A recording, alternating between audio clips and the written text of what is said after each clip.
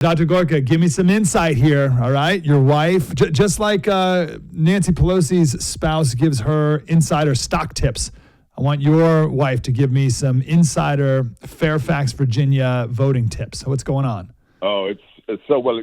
Look, despite having a putative conservative governor, we still have this sheer, utter insanity of 45 days voting in the Commonwealth. So the voting started 4 weeks ago, just absolute lunacy. But she was out there ex officio at the polling station, and she actually posted a video. It was incredible. It was like scores of Trump supporters, not just there to vote, but with massive Trump flags, the stars and stripes, and these two sad little Democrats in their little tent. So that's good. And then we started getting the figures. And the figures which we're seeing replicated all over the country are huge. I mean, very, very unusual for Republicans because, we want to vote on Election Day, but people have listened to President Trump and are voting early. And we had in Virginia, for example, more than a 200% increase in early voting, predominantly in the rural conservative areas, which is absolutely huge. And I did a 60-second video on this topic I posted on Monday just to emphasize what the president has said. If we all wait to vote on Election Day, then President Trump loses. It is that stark, it's that simple, because you simply cannot shift and move as many people in one 12-hour period as you can in 45 days in Virginia or 3 weeks in Pennsylvania or what have you. I mean, the numbers don't add up. You can't do it. And you don't know what's going to happen to an Election Day. You get a flat tire, your kid gets sick, or like in Arizona, the polling stations run out of printer cartridges. So, TrumpForce47.com is where you go to get the names of 10 people around you who are Republicans who haven't voted yet, and you help to mobilize them. And here's the second thing about early voting figures. It's when you vote early, this is called banking the vote. The Trump campaign and the GOP is told that you, Mike, have voted, which means you're crossed off the list, and they can then chase somebody else who is a lower propensity voter to get them to the polls. I had the great Ned Ryan, so I'll shut up in a second, but this is really important stuff. Ned Ryan was on my show from American Majority, and he said, if you vote early, then you've cost the campaign about $12 in terms of advertising and mobilization. If you wait until Election Day, they spend another $88 on you, $100 per vote to try and reach out to you in terms of advertising, door knockers, and so forth. So you're saving President Trump literally tens of millions of dollars and thousands of man hours, and you give him the real chance of winning because the left has got a ground game. So this is the most important news from Virginia. And as to the global picture or the national picture, I'm not going to go into details, but I've got it from very good source that internal polling has the president winning every single battleground state bar one. Which if we keep that up for the next 13 days, it's a cakewalk. I'm not going to tempt fate, but if we keep it up, it's going to be a glorious morning on November the 6th. On that point about early voting, what really crystallized it for me, and everyone, different words speak differently, different people, but clear the way. Yeah. I really liked that. Yeah. You vote early and you clear the way for the campaign to focus on the more low propensity voter. I like that term too, the key here is getting those people who we know are Republicans, but who don't always vote, to vote. We can trust you, Mike. We can trust all the Breitbart listers. You guys, we want to just, block your vote in, make sure you voted, and then we can get everybody else out who, is just less motivated, needs a little bit of a nudge. That's how we win. And you do that by going to TrumpForce47.com right now, TrumpForce47.com. Okay, so you and I are feeling good. We got to finish. Of course. Yep. Listen, I just realized that we are going to talk next week, and then it's election. This time and one more time we get to chat before election day. This is it. Right. But I want to make sure that I'm not stuck in my echo chamber. Yes. The equivalent of you and me on Kamala's side, whoever those people are, how are they feeling? Right? Are they equally jazzed about the state of things, Or are they it's an amazing nervous? question. That's called red teaming. That's what the U.S. Army calls red teaming. You're thinking like the enemy. Look, don't listen to me. Look at how their commentators, their analysts, have reacted in the last 3 days to President Trump at the fry station at McDonald's. I mean, they are melting. They are melting down. You know, from Tim Walz to AOC to all the talking head, whores on the left-wing media. They're like, how dare he do that? He's making fun of McDonald's employees. And it's like, I mean, I hate the phrase. I don't even know where it comes from, but that is the quintessence of retail politics.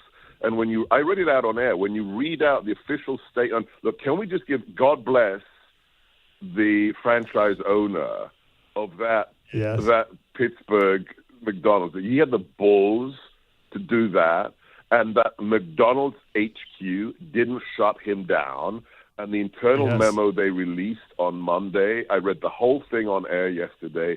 It was superlative. I mean, it was even a little dig at Waltz and Kamala, how they said, well, we don't keep records. We can't find the records of Kamala working here. But we're so glad that she did, and we welcome anyone under the golden arches, inviting them to come and work at McDonald's, which of course they're not going to do, because think about this, Mike, and I said this quite honestly on my show.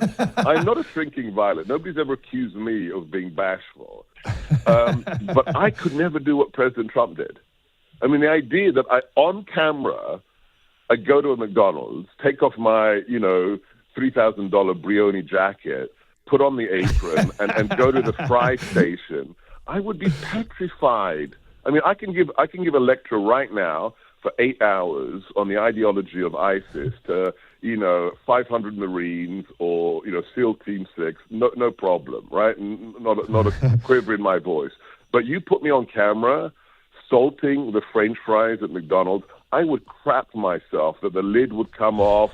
I'd dump the salt. I'd drop the bag outside of the drive-through window. And he's just utterly fearless, whether it's taking an assassin's bullet in Butler or whether it's working the fry station at McDonald's. This guy is just unstoppable. This will be a data point in the postmortem of the whole thing, and the after-action report. This is a noteworthy moment, this McDonald's thing. And there's something really fascinating about hang on. why one more thing I he's forgot of the letter. When McDonald's says 1 in 8 Americans has worked at a McDonald's, that's stunning. Who has President Trump connected to across every political identity? 1 in 8 Americans. Sorry, Mike, go on. Oh, I didn't even think about that. No, I didn't even think about the connection. Yeah, like that direct connection. I too worked at McDonald's. I know what that's like. I've done exactly that thing that he's doing. Yeah, that's good. Anytime a politician ever puts on a hard hat, they look ridiculous. And I keep going back to this scene of John Kerry where he's wearing like this biohazard suit for some reason, like poking his head out of a pipe. I don't even know what the content, but that's like a career killer. Why do you think Trump? It literally was. When he pretended to be a tank commander, he tanked his presidential campaign. So, yeah, you're right. I'm looking at the pictures now. Okay, so why is Trump able to handle it with such charisma and charm and aplomb? Because it's not fake. I mean, this is a really good point.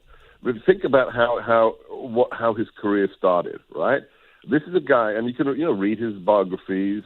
This is a guy who spent his childhood and his teen years on building sites, working for his dad. I mean, that's who he is. I mean, there are legion stories of him walking through building sites. There's a very famous one about his golf course in St. Andrews.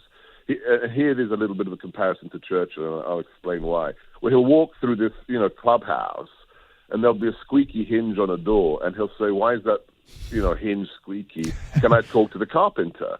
And Churchill was exactly the same. Churchill had the uber strategic mind. I mean, former First Lord of the Admiralty, you name it, saved Western civilization. But you read the cabinet minutes and the actual, declassified stuff of World War II, how he would get into the weeds. There's one famous meeting when they're creating the radar stations across the channel, the first ever radar in the world, and he gets down into the minutiae of the technobabble of how radar works, where the stations are, what's the overlapping, how they're going to stop the Luftwaffe.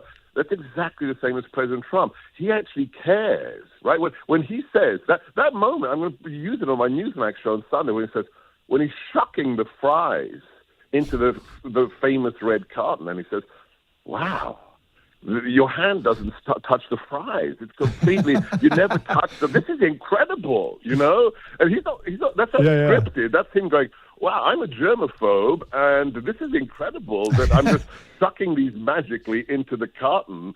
That's genuine. And everybody, whether you've worked at McDonald's or not, you look at that and say, that guy ain't faking it. And there's this one moment, I'm going to play this clip as well. If you haven't played it, there's this one moment when the Indian couple pulls up to the window, and they say, and they're completely blown away that he's there.